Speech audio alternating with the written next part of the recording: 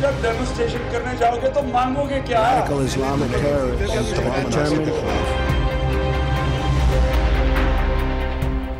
पाक भारत फिजाओं में जंगी जारहियत दिखाई दे रही है। भारत ने एयरफोर्स को हाई अलर्ट किया। पाकिस्तान ने फॉरवर्ड एयर बेसिस को ऑपरेशनल कर दिया। हालात किसी तौर पर मामूली नहीं। भारत को असल तकलीफ सी पैक से है, अक़वाम मुत्तहिदा भी तस्लीम कर रहा है।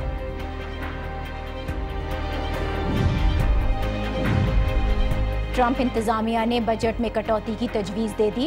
कांग्रेस से मंजूरी मिल गई तो पाकिस्तान को मिलने वाली सारी इमदाद कर्ज में बदल जाएगी।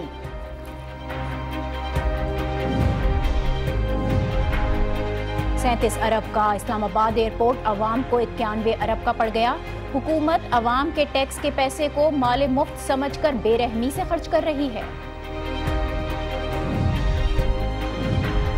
और कराची की लियारी नदी जहरीली हो चुकी है। मछलियों में मौत और इंसानों में कैंसर बांट रही है। नई रिसर्च ने सारी हकीकत खोल कर रख दी। सिंध हुकूमत तवज्जो दे।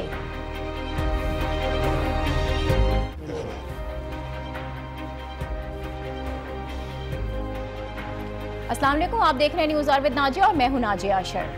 पाक भारत ताल्लुकात मुसलसल कशीदा हैं और अब उनमें संगीनी भी आ रही है। परसों भारतीय एयर चीफ ने फजाइया के अफसरान को खतूत में अलर्ट रहने की हिदायत की। कल भारत ने LOC पर पाकिस्तानी चेक पोस्ट तबाह करने का दावा किया, जिसे ISPR ने प्रोपेगेंडा करार देकर मुस्तरद कर दिया। और आज पे दर पे वाक़यात के बाद पाकिस्तान ने अपने फॉरवर्ड एयर बेसिस को ऑपरेशनल किया है। जंगी तैयारों से मुताल्लिक तरबियती परवाजें शुरू कर दी गई हैं। एयर चीफ मार्शल सुहेल अमान सिद्दीकी ने भी आज स्कर्दू में फॉरवर्ड बेस का दौरा किया। उन्होंने खुद जंगी तैयारियों में हिस्सा लिया और मेराज तैयारा भी उड़ाया। साथ ही दुश्मन को खबरदार किया गया कि अगर किसी मुहिम जोई का सोचा गया तो पाकिस्तान की जानिब से भरपूर जवाब दिया जाएगा। दोनों जानिब से गैर मामूली इक़दामात गैर मामूली हालात का इशारा दे रहे हैं। एयर फोर्सेस का अलर्ट होना इस बात का सबूत है कि सूरत हाल वाकई खराब है, कुछ भी हो सकता है। और ये तमाम इक़दामात ऐसे हालात में उठाए जा रहे हैं कि जब हाल ही में अक़वाम मुत्तहिदा ने सी पैक से मुताल्लिक एक रिपोर्ट जारी की है, जिसमें खबरदार किया गया है कि सी पैक के एंट्री पॉइंट गवादर में पाक चीन नेवल ताउन पर भारत को शदीद तशवीश है और ये मंसूबा पाक भारत कशीदगी में इजाफे और सियासी अदम इस्तेहकाम की वजह बन सकता है। ये रिपोर्ट अक़वाम मुत्तहिदा के इदारे इकनॉमिक एंड सोशल कमीशन बराए एशिया पैसिफिक की जानिब से चीन की दरख्वास्त पर तरतीब दी गई है, जिससे उठाए गए खदशात बज़ाहिर दुरुस्त ही मालूम होते हैं, क्योंकि भारत सी पैक को इलाकाई खुद मुख्तारी की खिलाफ वर्जी करार देता है और भारतीय वज़ीर आज़म नरेंद्र मोदी जनवरी में इसका खुलकर इजहार भी कर चुके हैं। इसके अलावा 5 माह पहले पाकिस्तानी समुद्री हुदूद में जो भारतीय आबदोज ट्रेस की गई थी, उसका रुख भी ओरमारा की तरफ था, जो कराची और गवादर के बीच का एरिया है, जहां जिना नेवल बेस भी वाक़ है।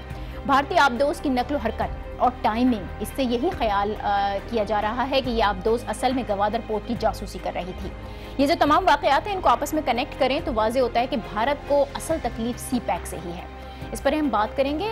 माहिर आलमी उमूर डॉक्टर फारूक हसनात ने हमें ज्वाइन किया है। बहुत शुक्रिया डॉक्टर साहब आपका। दोनों मुमालिक की फ़ज़ाइया का अलर्ट होना किसी भी तौर पर नॉर्मल हालात तो करार नहीं दिए जा सकते। पिछले तकरीबन 6-7 माह से हम देख रहे हैं कि LOC पर भी बड़ी टेंशन है और अब अक़वाम मुत्तहिदा की जानिब से भी एक रिपोर्ट आई है कि सी पैक असल टारगेट है जिससे भारत को तकलीफ हो सकती है।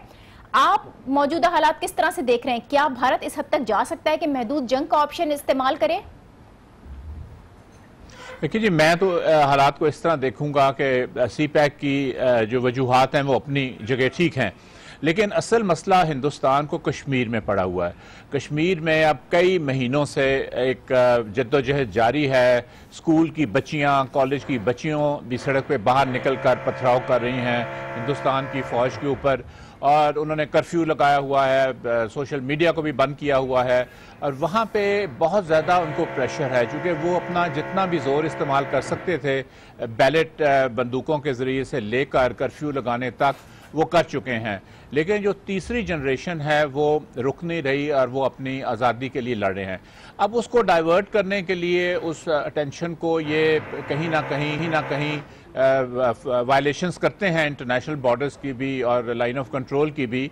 और ये जो आपने बात की अपने जो समुद्री उसका, तो वो एक उसकी फिर कड़ी हो जाता है। जहाँ तक सी पैक के साथ का ताल्लुक है, यकीनन वो खुश नहीं है, लेकिन सी पैक पाकिस्तान अकेला तो नहीं है, उसमें चाइना भी उसका पार्टनर है, बराबर का पार्टनर है।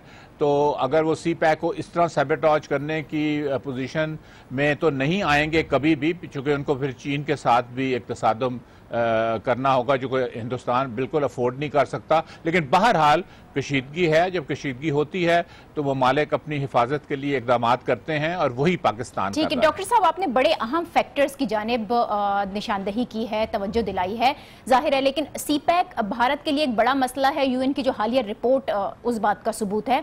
अब भारतीय वज़ीर आज़म नरेंद्र मोदी इससे पहले भी इसका इजहार कर चुके हैं, लेकिन ये भारतीय तशवीश हालात को बहुत आगे तक लेकर जा रही है। आपने ये कहा कि चाइना पार्टनर है, जाहिर है चाइना का एक बहुत बड़ा किरदार है इसके अंदर।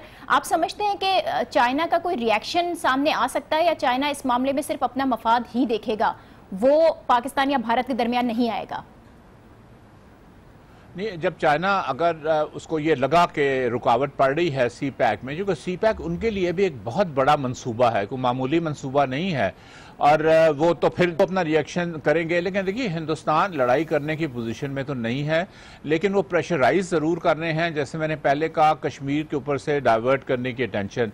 लेकिन एक बात मैं यहाँ कहता चलूँ कि चाहे सी पैक हो चाहे कोई भी हो, वो पाकिस्तान को अगर इस तरह प्रेशराइज करते हैं तो उनके अंदर भी, हिंदुस्तान के अंदर भी कौन इन्वेस्ट करेगा? एक तरफ तो वो चाह रहे हैं कि वो बैनुल-अक़वामी जो मालियाती मामलात हैं उसमें बड़े प्लेयर के तौर पर वो आए और बड़ा मुल्क वो समझे जाएं और अक़वाम मुत्तहिदा के सिक्योरिटी काउंसिल के परमानेंट मेंबर बने। और दूसरी तरफ अगर वो इस किस्म की कशीदगी खित्ते में पैदा करते हैं तो वो अपना जो इन्वेस्टर है उसको भी शाये कर रहे हैं, जो इंटरनेशनल इन्वेस्टर है।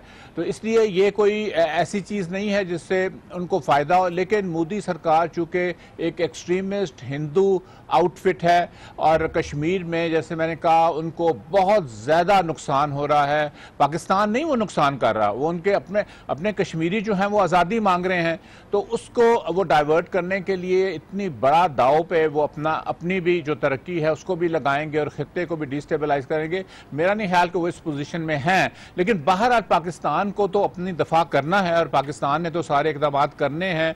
जो कोई भी मुल्क अगर कोई ख़तरा महसूस ज़रा सा भी करे या उसका इम्कान भी हो ख़तरे का, तो वो करता है, और वही पाकिस्तान की अफवाज जो है, जैसे आपने कहा, फ़ज़ाइया और सारे वो कर रहे हैं जिनको करना चाहिए। बिल्कुल, आपने भारत की जो रिजर्वेशंस हैं, भारत के जो मफादात हैं, उस पर तो आपने इज़हार ख्याल किया, लेकिन भारत में जो बीजेपी की हुकूमत के क़याम के बाद से ही दोनों ममालिक के दरमियान ताल्लुकात में कशीदगी बढ़ी। क्या बीजेपी सियासी मकासद के लिए इस कशीदगी को हवा दे रही है? आप ये समझते हैं ये भी एक वजह हो सकती है? देखिए, उन्होंने जो इलेक्शन में लोगों से वादे किए थे वो निभा रहे हैं। यानी कट्टर हिंदू हुकूमत है। आप यूपी में देखिए, जो चीफ मिनिस्टर उन्होंने एक साधु किस्म का शख्स लगा दिया, कट्टर हिंदू है। तो वो अपना जो उनका एक जो एजेंडा था उसके ऊपर वो पूरे, दूसरा वो ये बात बार बार करते थे इलेक्शन के दौरान भी, जो उन्होंने निभाया बाद में भी, कि कश्मीर की हैसियत हम तब्दील करेंगे।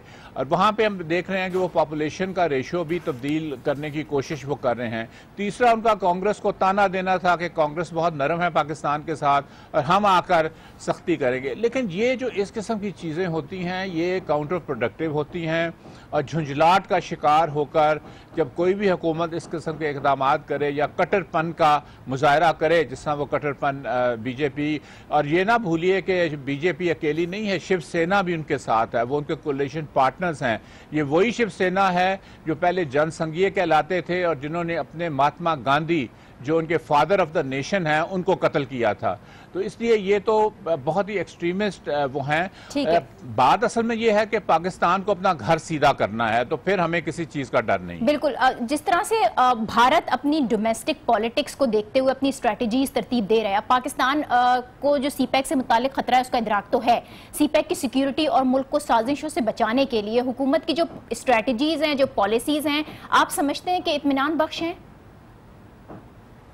मेरा ख्याल है कि इत्मीनान बख्श नहीं है। देखिए, हमारे खित्ते में बहुत सी तब्दीलियाँ हो रही हैं और बैनुल-अक़वामी दुनिया भी तब्दील हो रही है। पाकिस्तान का नहीं है कोई डिफेंस मिनिस्टर ही नहीं है फुल टाइम।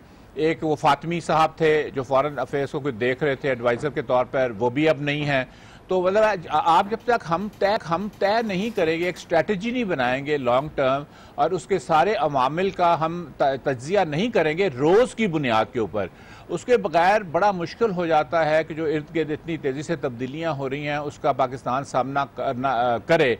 मेरा ख्याल है कि एक तो ये हमारी बहुत बड़ी मैं कहूँगा ख़ता है या क्या क्यों नहीं ये कर रहे। दूसरी बात है कि ये जो इत्तेहाद बनाया गया सो कॉल्ड, मैं तो उसको इत्तेहाद नहीं कहूँगा, जो सदर ट्रंप की क़यादत में बना है, पाकिस्तान को उससे परे रहना है, इसलिए कि हम अफोर्ड नहीं कर सकते कि पाकिस्तान इस खत्ते में कशीदगी को मज़ीद हवा दे और एक वो पार्टी बन जाए जो साफ वो तो लग रहा है ईरान के खिलाफ बनाया जा रहा है। ईरान एक बहुत बड़ा लेकिन परे कैसे रहेगा डॉक्टर साहब? वो तो अब उसमें तकरीबन ही शामिल हो चुका है ना, जितनी डेवलपमेंट अब तक सामने हुई है उसमें तो पाकिस्तान वो स्टेप तो उठा चुका है, अब क्या पीछे आएगा? नहीं, बात देखिए, बात उसमें ये है कि अगर तो ये तकरीर उनकी यहाँ तक महदूद होती जो सऊदी अरब के बादशाह हैं और सदर ट्रंप की कि ये टेररिज्म के ख़िलाफ़ हम सारा कुछ बना रहे हैं, ये तंजीम बना रहे हैं सारा, लेकिन वो वहाँ पर रुके नहीं हैं। वो उससे आगे उन्होंने ईरान को टागा और वो कहते चले गए कि हम उसको तनहा करेंगे और उसके ख़िलाफ़ ये महाज हम बना रहे हैं। नहीं, उन्होंने बहुत ओपनली कहा। फिर पाकिस्तान को एक पॉलिसी शिफ्ट लेनी है और हमारी पार्लियामेंट कह चुकी है, यूनानिमसली पार्लियामेंट कह चुकी है। जब यमन के मामले में उन्होंने कहा था, लेकिन उसकी एनोलॉजी उसका हम इस पे भी लगा सकते हैं कि पाकिस्तान न्यूट्रल रहेगा, इसलिए पाकिस्तान का इसी में मफाद है। तो पार्लियामेंट जब एक जो खुद मुख्तार अदारा है, सॉवरन अदारा है और लोगों का नुमाइंदा अदारा है, सारे पाकिस्तान के लोगों का, जब वो ये चीज़ कहता है तो फिर एग्जेक्टिव जो हमारी है, चाहे उनकी ज़ाती दोस्तियाँ कितनी भी हों सऊदीज़ के साथ, उनको पार्लियामेंट की ही बात माननी चाहिए। बहुत शुक्रिया डॉक्टर फारूक हसनात, माहिर आलमी उमूर हमारे हमरा थे। पाक भारत फिजा के अंदर जो जंगी माहौल सा पैदा होता दिखाई दे रहा है उस पर इज़हार ख्याल कर रहे थे। पाकिस्तान से मुतालिक जो अहम बात है वो ये है कि पाकिस्तान को अपनी पॉलिसी शिफ्ट करनी होगी और न्यूट्रल रहे पाकिस्तान इन तमाम हालात में तो बेहतर है। हम एक ब्रेक लेते हैं और इस ब्रेक के बाद ट्रंप इंतजामिया की हम बात करेंगे जो पाकिस्तान इमदाद को कर्ज में बदलने का सोच रही है। Keep watching news hour with Nazia. Welcome back. वफाकी बजट आने में 2 ही दिन बाकी रह गए हैं। जुमे को ये बजट पार्लियामेंट में पेश कर दिया जाएगा और इस बजट में कोलिशन सपोर्ट फंड की मद में जो रकम अमेरिका से आना थी वो अब तक नहीं पहुंच सकी है।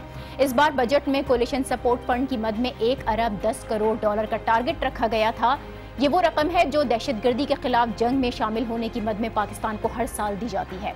पिछले साल भी पाकिस्तान को इस मद में 255 मिलियन डॉलर मिले थे, लेकिन इस बार इस रकम का कुछ ही हिस्सा पाकिस्तान को मिल पाया है और अब मुस्तकबिल में इम्कान ये है कि शायद ये इमदाद भी बंद हो जाए, क्योंकि अमेरिका की नई हुकूमत पाकिस्तान को मिलने वाली अस्करी और माशी इमदाद को कर्ज में तब्दील करने का सोच रही है। ट्रंप इंतजामिया ने कल ही कांग्रेस को बजट तजावीज़ भिजवाई हैं जिसमें अगले 10 साल में कुल अमरीकी अखराजात में 3.6 खरब डॉलर कटौती की सिफारिश की गई है, जिसके लिए इत्तेहादियों को दी जाने वाली इमदाद या तो बंद करना पड़ेगी या उसे कर्ज में तब्दील कर दिया जाएगा, जिसका असर पाकिस्तान पर भी पड़ेगा। अलबत्ता हतमी फैसला अमरीकी स्टेट डिपार्टमेंट ही करेगा, लेकिन हमें पहले से ही खबरदार हो जाना चाहिए कि अगर पाकिस्तान को मिलने वाली माशी और अस्करी इमदाद बंद होती है तो ये मईशत के लिए कितना बड़ा झटका होगा। इसी पर हम बात करेंगे। माहिर माशियात अकबर जैदी साहब ने हमें ज्वाइन किया है। बहुत शुक्रिया अकबर साहब आपका। इस वक्त हमारी मईशत अमरीकी इमदाद पर कितना इन्हिसार करिए ये बताइएगा, और अगर ये इमदाद बंद हो जाती है या फिर इसी इमदाद को कर्ज में तब्दील कर दिया जाता है तो ये कितना बड़ा झटका साबित होगा हमारी मईशत के लिए?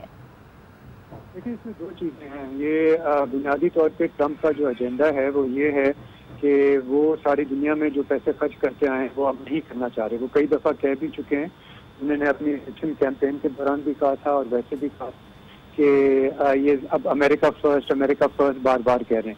बाकी आप अगर देखें, जैसे ये नेटो के ममालिक में भी जब गए थे, वाइस प्रेसिडेंट ने कहा था कि अब आप लोगों को अपना कंट्रीब्यूशन बढ़ाना पड़ेगा और अमेरिका अब वाहिद मुल्क नहीं है जो नेटो को पैसे देगा, जो सबसे ज़्यादा वो देता रहे, और ममालिक भी कंट्रीब्यूट करते रहें, लेकिन उन्होंने कहा था कि अमेरिका सबसे ज़्यादा दे रहा है। तो ये उस पॉलिसी का तसलसल है जो ट्रंप ने तय की है कि अब वो बाहर पैसे कम भेजा करेंगे और अपने इंफ्रास्ट्रक्चर पे और अपने मुल्क में वो ज़्यादा खर्च करेंगे। ये उनका पॉलिटिकल एजेंडा है, ये बहुत वाज़ेह है।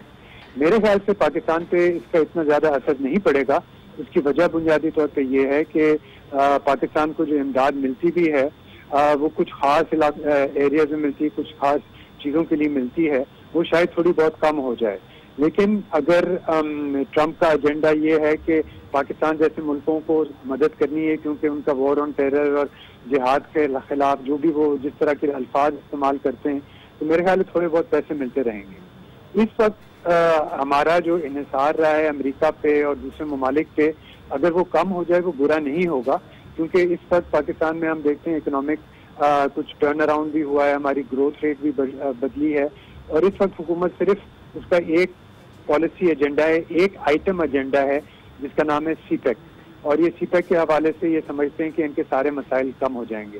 मुझे तो इस बात पे कोई भी खदशा नहीं है कि अमेरिका से इमदाद कम हो जाएगी, जो मेरे ख्याल से होगी सारी दुनिया में होगी, लेकिन मैं इसको कोई बुरी चीज नहीं समझता, मैं इसको शायद बेहतर ही समझूं।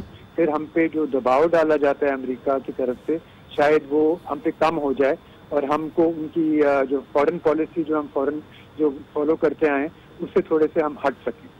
ठीक है, तो अकबर साहब ये तय है कि अगली हुकूमत जो भी आएगी वो IMF से मजीद कर्ज जरूर लेगी, तो ऐसे में अगर अमरीकी इमदाद भी कर्ज में तब्दील हो जाती है तो पाकिस्तान उसे कबूल कर लेता है तो हम मजीद कर्ज तले दब जाएंगे, ये ज्यादा तशवीशनाक होगा?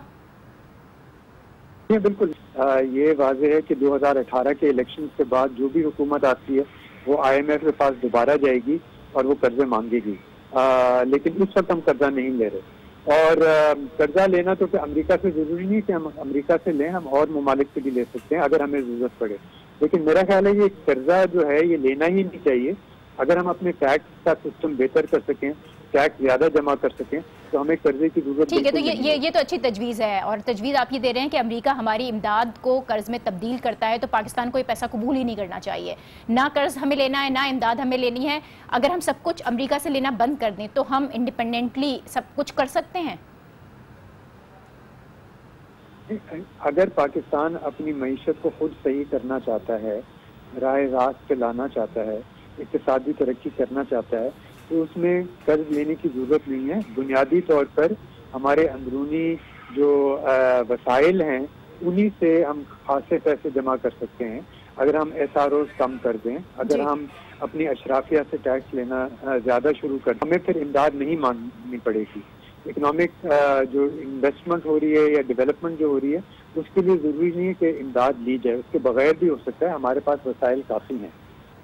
बहुत शुक्रिया अकबर ज़ैदी साहब, माहिर माशियात हमारे हमरा थे और कह रहे थे अगर हम अपने ही वसाइल पर इन्हिसार करें और टैक्स देते रहें तो इमदाद की ज़रूरत ही नहीं पड़ेगी। एक ब्रेक लेते हैं यहाँ पर हम, और इस ब्रेक के बाद बात करेंगे इस्लामाबाद एयरपोर्ट की, जो पाकिस्तानी अवाम को 250 गुना महंगा पड़ चुका है। देखते रहिए news hour with Nazia. Welcome back. अवाम के टैक्स का पैसा हुकूमत किस बेदर्दी से बर्बाद करती है, किस बेरहमी से इसे खर्च किया जाता है। इस्लामाबाद का नया एयरपोर्ट इसकी खुली मिसाल है, जिसकी बुनियाद 2007 में रखी गई थी। उस वक्त इस प्रोजेक्ट की लागत 36 अरब 86 करोड़ रुपए थी, लेकिन कुछ दिन के बाद पता चला कि इस रकम से तो सिर्फ रनवे और दीगर तामीरात का कुछ हिस्सा ही बनाया जा सका है। इसलिए प्रोजेक्ट की लागत में मजीद 29 अरब 18 करोड़ रुपए का इजाफा कर दिया गया। फिर तामीरात में नाकिस मनसूबाबंदी की वजह से लागत में मजीद इजाफा किया गया और 2015 तक 37 अरब का ये प्रोजेक्ट बढ़ते बढ़ते 81 अरब 17 करोड़ का हो गया। और अब जब इस एयरपोर्ट का तामीराती काम तकमील के मराहिल में है, वज़ीर आज़म नवाज शरीफ 14 अगस्त को इस एयरपोर्ट के इफ्तिताह का ऐलान कर चुके हैं। ऐसे में इस प्रोजेक्ट पर अब तक 91 अरब रुपए खर्च किए जा चुके हैं। यानी जो प्रोजेक्ट अक्टूबर 2009 में मुकम्मल होना था और उस पर 37 अरब लागत आनी थी, वो प्रोजेक्ट अब अगस्त 2017 में 91 अरब की लागत से मुकम्मल होने जा रहा है। और इस पर सितम यह कि हुकूमत ने इस नए एयरपोर्ट की तकमील से कुछ ही अरसे कबल बेनज़ीर इंटरनेशनल एयरपोर्ट की तज़ीन व आराइश पर 46 करोड़ रुपए खर्च किए हैं, जो अब किसी खाते में ही नहीं रहे। नए एयरपोर्ट के फाल होते ही पुराना एयरपोर्ट बंद कर दिया जाएगा और अवाम के टैक्स के ये 40 करोड़ रुपए एक तरह से फजूल ज़ाया हो जाएंगे। यह है हमारी हुकूमत और उसकी प्लानिंग। इस कदर बदनस्बी से पैसे का इस्तेमाल किया गया, बेदर्दी से ज़िया किया गया, इस पर हम बात करेंगे। आज न्यूज़ के कॉरेस्पॉन्डेंट अली फुरकान ने हमें ज्वाइन किया है। बहुत शुक्रिया अली। 37 अरब का ये प्रोजेक्ट था, 91 अरब तक ले जाया गया। किस तरह की मनसूबाबंदी की गई थी और इस वक्त ये बताइए कि करंट स्टेटस इस प्रोजेक्ट का क्या है? बिल्कुल, मनसूबाबंदी का ही बुनियादी तौर पे फुकदान था, जो कि इस मनसूबे की ताखीर की वजह भी बनी, सालाहाल ताखीर भी इस मंसूबे की मुकम्मल होने में सामने आई। और उसके साथ साथ इसकी कीमत जो है वो भी, लागत जो है वो भी बहुत ज्यादा बढ़ गई। इसकी अगर आप बुनियादी स्ट्रक्चर की बात करें तो जब इस का जो प्लान PC1 मंजूर किया गया उसमें बुनियादी जो जरूरियात थी, जिसमें यहाँ के जो रनवे और उसके स्ट्रक्चर में अहम चीजें थी वही मुकम्मल नहीं की गई, उसी को उसमें PC1 में शामिल नहीं किया गया, जिसमें सेवरेज ट्रीटमेंट प्लांट जो है वो नहीं था, रेडार और रेडियो सिस्टम के लिए जो बिल्डिंग थी वो इसमें नहीं रखी गई, इसके साथ पेट्रोल की स्टोरेज का जो है वो कोई निजाम उसमें नहीं रखा गया, पानी और बिजली जो कि तरीन जरूरत है उसकी दस्तयाबी का कोई उस PC1 में जिक्र नहीं था, ना ही उसके लिए कुछ काम किया गया। तो ये बुनियादी चीजें थी जो कि उस में शामिल नहीं की गई थी, इसकी वजह से इसकी आखिर भी हुई, इसकी लागत भी में भी बहुत ज्यादा इजाफा हो गया। इस वक्त जो है वो इसका स्ट्रक्चर तो मुकम्मल हो चुका है, उसके रनवे जो है वो पहले से ही मुकम्मल है, लेकिन चूंकि कुछ तकनीकी मसाइल का सामना है, जो बुनियादी गलतियां की गई इस के जल्दबाजी में इसकी तामीर के हवाले से, उसकी वजह से कुछ तकनीकी मसाइल भी हैं और अभी तक भी उनको दूर नहीं किया जा पा रहा। बुनियादी गलतियां भी नजर आ रही हैं, इसके अलावा जो टेक्निकल प्रॉब्लम्स हैं वो भी सामने आए। इस्लामाबाद का ये जो नया एयरपोर्ट है इससे मुतालिक मुख्तलिफ बातें सामने आती रही, रिपोर्ट सामने आती रही। इस प्रोजेक्ट के जो कॉन्ट्रैक्टर हैं शरीफ खानदान के करीबी रिश्तेदार बताए जाते हैं। इस प्रोजेक्ट की रकम में इस कदर इजाफे के पीछे किसी किस्म का करप्शन मुलव्वस देखते हैं, कोई ऐसा उनसर सामने आया? जी बिल्कुल, इसको वाज़े तौर के ऊपर सिविल एफिशिएंट हुकाम ने, FBR ने ये तस्लीम किया था पब्लिक अकाउंट्स कमेटी में गुज़श्ता साल के इसमें बेज़ाब्तियाँ हुई हैं। इसकी एक मिसाल मैं आपको बताता चलूँ कि 2 कंपनियों को अवार्ड किया गया टेंडर इसकी कंस्ट्रक्शन का, और उन 2 कंपनियों में से एक कंपनी को जो है वो बगैर किसी नोटिस के, बगैर किसी इतला के उससे ये वापस ले लिया गया ये कॉन्ट्रैक्ट। उसको जो कीमत उसको अदा करनी थी वो 11 अरब 86 करोड़ अदा करनी थी, जबकि उसकी जगह एक नई कंपनी को बगैर टेंडर के अवार्ड कर दिया गया इस की तामीर का काम, और उसको जो कीमत अदा की गई वो 13 अरब 60 करोड़ रुपए अदा किए गए। तो ये एक वाकया है, इसमें बेअदबी का नया को ये रेफर किया गया था PSE की तरफ से, लेकिन अभी तक इसकी जो नाकस मनसूबाबंदी की गई है, इसमें जो माली खुर्द बुर्द हुए उसमें किसी एक फर्द के ऊपर भी उसको चार्ज नहीं किया गया, ना ही उसको सजा दी गई, ना ही कोई पेनल्टी डाली गई है इसकी। बहुत शुक्रिया अली फुरकान हमारे हमरा थे। इस्लामाबाद एयरपोर्ट से मुतालिक जो नाकिस मनसूबाबंदी है उससे मुतालिक हमें आगाह कर रहे थे। ये नाकिस मनसूबाबंदी ही होती है जो बहुत सारे ऐसे एरियाज़ हैं जिसके अंदर हमें नज़र आती है। हमारी अगली स्टोरी भी कुछ इसी तरह की है। कराची की लियारी नदी जो कि ज़हर आलूद हो चुकी है, लोगों की सेहत के लिए बड़ा ख़तरा बनती जा रही है, और इस नदी की वजह से लोग कैंसर और उस जैसे जो दीगर अमराज हैं उसका शिकार हो रहे हैं। आबी हयात भी है जिसको नुकसान पहुँच रहा है। कराची के साहिल पर मछलियां नायाब हो चुकी हैं। समंदर में 2 से 3 नॉटिकल माइल्स तक शिकार के लिए मछलियां ही मौजूद नहीं हैं, जो इस बात का सबूत है कि हमारा साहिल भी आलूदा होता जा रहा है, जिसकी वजह लियारी नदी से गिरने वाला जहरीला मवाद है। लियारी नदी रोज़ाना 200 मिलियन गैलन वेस्ट समंदर में यहाँ से फेंका जाता है, जो इंतहाई जहरीला होता है, और इसमें जहरीले केमिकल्स शामिल होते हैं जो कराची की मुख्तलिफ फैक्ट्रियाँ बगैर किसी ट्रीटमेंट के बराह रास्त इस नदी में बहा देती हैं। ये केमिकल्स पानी में शामिल होकर नदी का जो पानी है उसको इंतहाई ख़तरनाक बनाते हैं, और जब ये पानी समंदर में जाता है तो इसे और भी आलूदा कर देता है।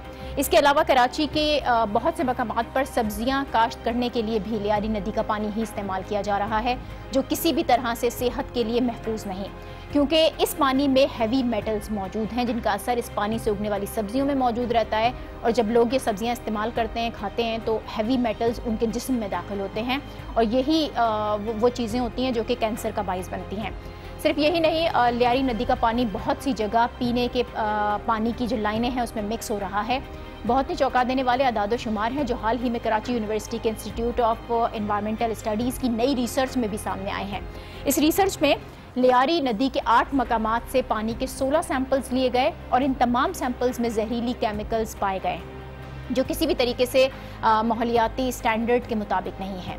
ये रिसर्च जो कि सामने आई है, इस मसले से किस तरह से निपटा जा सकता है, अब हम इस पर बात करेंगे। हमें ज्वाइन कर रहे हैं मौज़म अली खान साहब, कराची यूनिवर्सिटी के इंस्टीट्यूट ऑफ एनवायरमेंटल स्टडीज़ से इनका ताल्लुक है, और ये ख़ुद भी इस रिसर्च का जिसका हमने हवाला दिया उसका हिस्सा रहे हैं।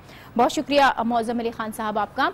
आपकी जो रिसर्च है ये बता रही है कि पूरा कराची माहौलियाती आलूदगी की जद में आ चुका है।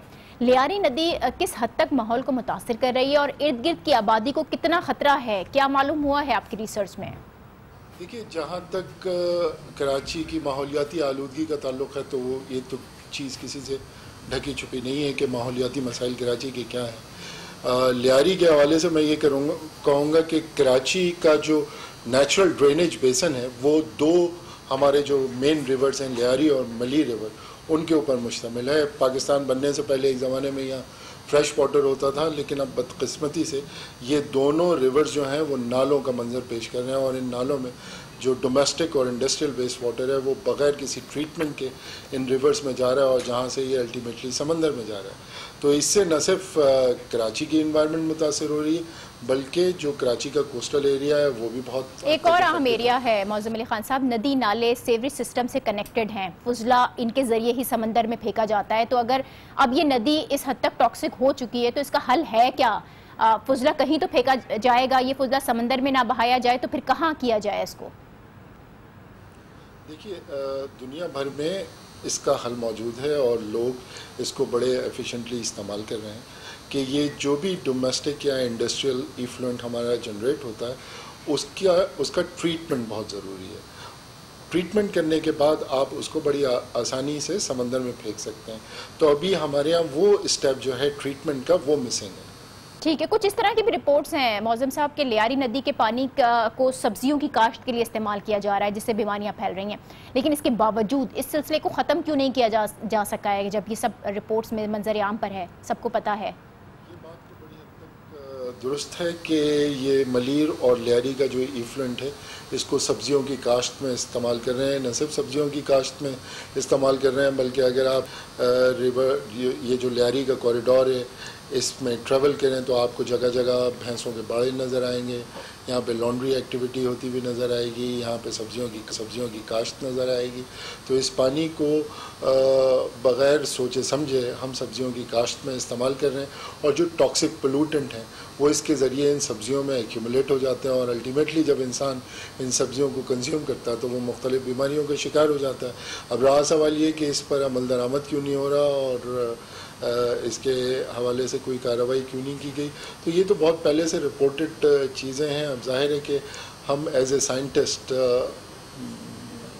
एक प्रॉब्लम को आइडेंटिफाई कर सकते हैं, उसका हल बता सकते हैं, लेकिन इम्प्लीमेंटेशन करना ये जाहिर है कि मुख्तलिफ इदारों की ज़िम्मेदारी। आपने आइडेंटिफाई तो किया है मसला, एक और मसला है रिवर्स बोरिंग का, एक बड़ा इशू है, एक ऐसा तरीक़ेकार जिसमें केमिकल्स को ज़मीन के अंदर ही मौजूद पानी में बहा दिया जाता है, जिससे जो आसपास की ज़मीन है उसको भी ज़ाहिर नुकसान पहुंचता है। क्या आपने अपनी रिसर्च के दौरान इंडस्ट्रीज़ में रिवर्स बोरिंग से मुतालिक कोई शवाहिद आपको मिले हैं? रिवर्स बोरिंग तो क्या कॉन्सेप्ट है मुझे मालूम नहीं, लेकिन और इंडिया में इस हवाले से क्या काम हो रहा है मुझे इसके बारे में कोई इल्म नहीं। मैं तो सिर्फ ये जानता हूँ कि जो डोमेस्टिक और इंडस्ट्रियल वेस्ट कराची में जनरेट हो रहा है तकरीबन एक 350 मिलियन गैलन पर डे या उससे भी ज़्यादा, और ये भी 350 मिलियन गैलन पर डे की जो फिगर है वो सबसे पहले हमारे ही इंस्टीट्यूट में रिपोर्ट हुई थी, जिसको आज तक लोग कोट कर रहे हैं। मैं तो सिर्फ ये जानता हूँ कि ये इतनी बड़ी मकदार पानी की जो रोज़ाना जनरेट हो रही है और जिसमें टॉक्सिक पोल्यूटेंट हैं, ये बग़ैर किसी ट्रीटमेंट के समंदर में जा रहे हैं, जिससे न सिर्फ कराची का माहौल मुतासर हो रहा है बल्कि कराची समंदर में फेंका जा रहा है इनको। तो समंदर में तो कई नॉटिकल माइल्स तक ये भी मालूम हुआ है कि मछलियाँ मिल ही नहीं रही हैं। इस तरह की कोई रिकमेंडेशंस है कि समंदर को इस माहौलियाती आलूदगी से कैसे बचाया जा सके?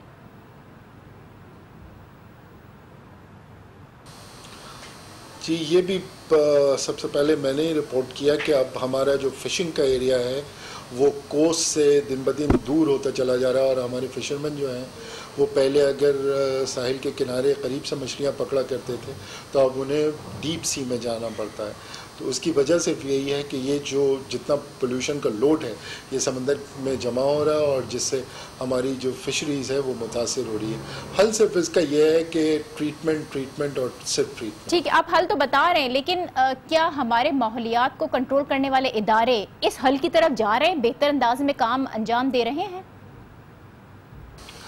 देखिए, जितनी उनकी कैपेसिटी है, मैं तो ये कहूँगा कि जितनी उनकी कैपेसिटी है वो उसके हिसाब से काम कर रहे हैं, बल्कि किसी हद तक उससे बढ़ के भी काम कर रहे हैं। लेकिन जो चीज़ लैक करती है वो ये कि इन सरकारी इदारों का हायर एकेडमिक इंस्टीट्यूशन, इनके साथ कोऑर्डिनेशन बहुत ज़रूरी है, क्योंकि यूनिवर्सिटियाँ ही दरअसल ऐसे इदारे होते हैं जहाँ मुख्तलिफ प्रॉब्लम्स का हल निकाला जाता है, उनके ऊपर रिसर्च की जाती है और उसके बाद उसके ऊपर इम्प्लीमेंटेशन होती है। तो ज़रूरत इस चीज़ की है कि इन इदारों को आगे आना चाहिए और जो हायर एकेडमिक इंस्टीट्यूशंस हैं, जो यूनिवर्सिटीज़ हैं, उनके साथ कोऑर्डिनेट करना चाहिए ताकि हम मिलजुल कर इन प्रॉब्लम्स का हल निकाल आपने तो रिसर्च की और आपने उसका हल भी सामने रखा है, अब आप क्या तजवीज़ करेंगे? ये जो नालों की सफाई का सिस्टम है, ये क्या होना चाहिए? हुकूमत इस हवाले से कैसे आगे बढ़कर आकर काम कर सकती है?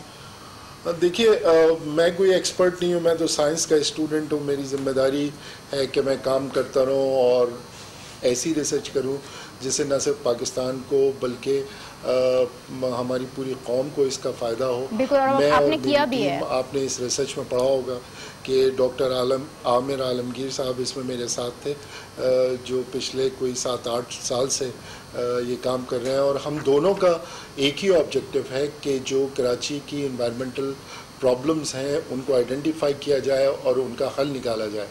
लियारी और मलीर रिवर के हवाले से एक बहुत आसान सा हल है और वो ये कि जो लियारी रिवर या मलीर रिवर का वहाँ आप आर्टिफिशियल बैफल क्रिएट करें। बैफल दरअसल वो दीवारें होती हैं जो वाटर के फ़्लो को रोकती हैं।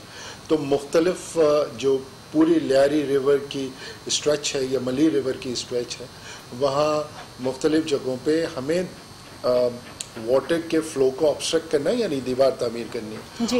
और उसमें होता यह है कि नेचुरली वाटर ट्रीट होता है, वाटर प्योरीफाई होता है और वो एक दीवार से गुजर के दूसरे कंपार्टमेंट में चला जाएगा। वहाँ भी आगे ऐसी दीवार बनी होगी, फिर वहाँ पे ट्रीटमेंट होगा, फिर तीसरे में, फिर चौथे में और अल्टीमेटली जब ये पानी समंदर में जाएगा तो इसकी बहुत शुक्रिया मौज़म अली खान साहब, माहिर माहौलियात हमारे हमरा थे। माहिरीन ने अपना काम किया है रिसर्च करके, वो तमाम मसाइल जो माहौलियाती आलूदगी से जन्म ले रहे हैं और जिससे कराची को ख़तरा है वो हुकूमत के सामने रख दिया। हुकूमत का काम है कि जो रिकमेंडेशंस दी गई हैं, जो एडवाइस किया गया है, उस पर अमल करके कराची को इस माहौलियाती आलूदगी से बचाए। आज के प्रोग्राम में इतना ही। कल फिर कुछ नई खबरों के साथ आपसे मुलाकात होगी। देखते रहिए न्यूज़ आवर विद नाजिया।